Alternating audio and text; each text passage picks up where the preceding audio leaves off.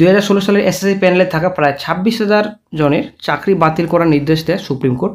এদের মধ্যে রয়েছেন 1255 গ্রুপ সি এবং 2139 জন গ্রুপ ডি শিক্ষাকর্মীও। মে মাসে রাজ্য সরকার সিদ্ধান্ত নেয় চাকরি হারা গ্রুপ সি গ্রুপ ডি কর্মীদের প্রতি মাসে গ্রুপ সিদের 25,000 এবং গ্রুপ ডি কর্মীদের 20,000 টাকা ভাতা দেওয়া হবে। রাজ্যের সেই সিদ্ধান্তে মন্ত্রপতি স্থগিতাদেশ দিয়েছেন কলকাতা হাইকোর্ট। চাকরি ফিরিয়ে দেওয়ার দাবিতে অনড় সেই শিক্ষাকর্মীরাই বুধবার এসএসসি ভবন অভিযান করেন। করুণাময়ী থেকে এসএসসি ভবন পর্যন্ত মিছিল করেন যোগ্য শিক্ষাকর্মীরা।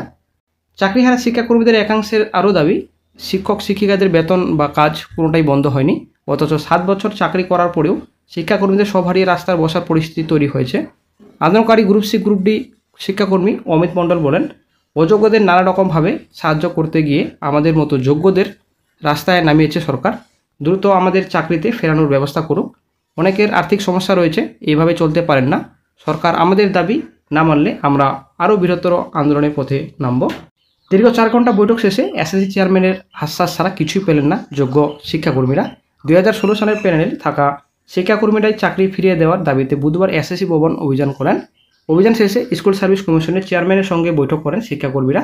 দীর্ঘ 4 ঘন্টা বৈঠকে চাকরিহারা শিক্ষাকর্মীরা যে সমস্ত দাবি জানিয়েছেন, দ্রুত সার্টিফিকেট 1 নম্বর রয়েছে আপনাদের দ্রুত সার্টিফাইড লিস্ট প্রকাশ করতে হবে। 2 নম্বর, সিবিআই যে 22 লক্ষ ওএমআর সিটের কপি উদ্ধার করেছে সেই সমস্ত নথি এসএসসির ওয়েবসাইটে প্রকাশ করতে হবে। 3 নম্বর, যোগ্য শিক্ষাকর্মীদের চাকরি ফিরিয়ে দিতে হবে। বৈঠক শেষে এসএসসি চেয়ারম্যান জানিয়েছেন, শিক্ষা দপ্তরে তালিকা পাঠানো হয়েছে।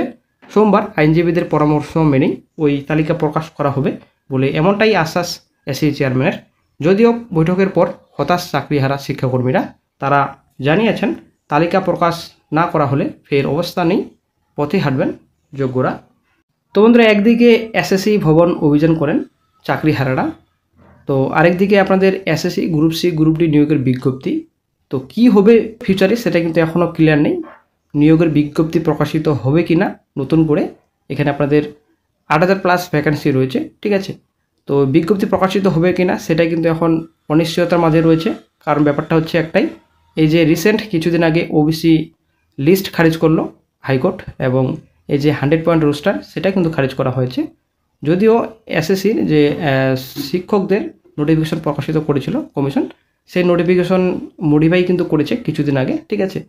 তো মডিফাই যেহেতু করা হয়েছে, আশা করা যায় বিজ্ঞপ্তি খুব শীঘ্রই প্রকাশিত হবে। 4 নম্বর যেটা পয়েন্ট রয়েছে সেই পয়েন্ট মেনেই কিন্তু বিজ্ঞপ্তি প্রকাশিত করতে পারে কমিশন। এই যে আপনারা অনেকে দেখতে পাচ্ছেন 4 নম্বর পয়েন্ট, এই 4 নম্বর পয়েন্ট মেনেই কিন্তু নিয়োগের বিজ্ঞপ্তি প্রকাশিত করতে পারে কমিশন। তো রাজ্য সরকার এখন কি ডিসিশন নেবেন সেটা হচ্ছে একটা ব্যাপার। কিন্তু কিছুদিন আগে একটা আপডেট পাওয়া গেছিলো যে বৃহস্পতিবার মধ্যে কিন্তু বিজ্ঞপ্তি প্রকাশিত হবে। কিন্তু বন্ধুরা, আজ বৃহস্পতিবার, কোরম কিন্তু গুরুত্বপূর্ণ আপডেট নেই। তবে আজকে কি বিজ্ঞপ্তি প্রকাশিত হবে, তো আসলে একটা অনিশ্চিত বর্তমানে। আর ব্যাপারটা হচ্ছে এই যে নোটিফিকেশন রাজ্যে প্রকাশিত করবে রাজ্য সরকার, তো কি নির্দেশ মেনে নোটিফিকেশন প্রকাশিত করবে সেটা হচ্ছে ব্যাপার। এই যদি 4 নম্বর পয়েন্ট মেনে নিয়োগের বিজ্ঞপ্তি প্রকাশিত করে কমিশন, তো প্রকাশিত করতে পারবে, কোনো রকম কিন্তু সমস্যা না। রাজ্য সরকার যদি ইচ্ছা করে অবশ্যই কিন্তু নিয়োগের বিজ্ঞপ্তি প্রকাশিত করতে পারবে, কিন্তু যদি রাজ্য সরকার ইচ্ছা না করে তাহলে কিন্তু কোনো কিছুই হবে না, আশা করা যায়। যদিও বন্ধুরা কিছুদিন আগে রাজ্য সরকার কিন্তু বলেছিলেন, তো 30শে মে অফিসিয়াল সাইটে নোটিফিকেশন প্রকাশিত করা হবে শিক্ষকদের, এখানে 35,000+ ভ্যাকেন্সি থাকবে। এবং গ্রুপ সি গ্রুপ ডি নিয়োগের বিজ্ঞপ্তি একটু লেট হবে, তো কয়েকদিনের মধ্যে বিজ্ঞপ্তি প্রকাশিত হবে, সেটা কিন্তু রাজ্য সরকার ক্লিয়ার বলেছিলেন। তো ভিডিওটি আমি শেয়ার করবো, অবশ্যই আপনারা দেখে নেবেন রাজ্য সরকার কী বলেছিলেন কিছুদিন আগে। 3-4টে ডিপার্টমেন্ট আমরা দিয়ে দেবো, যাতে যেটা তারা প্রয়োজন মনে করবে সেই নোটিফিকেশনটা আমরা 3-4 দিন পরে করে দেবো। টিচারদের নোটিফিকেশনটা হবে 30শে মে। আর গ্রুপ সি গ্রুপ ডি যেটা বাতিল করে দিয়েছে যে লিস্ট, তাদের জন্য আমরা অন্য ব্যবস্থা করব।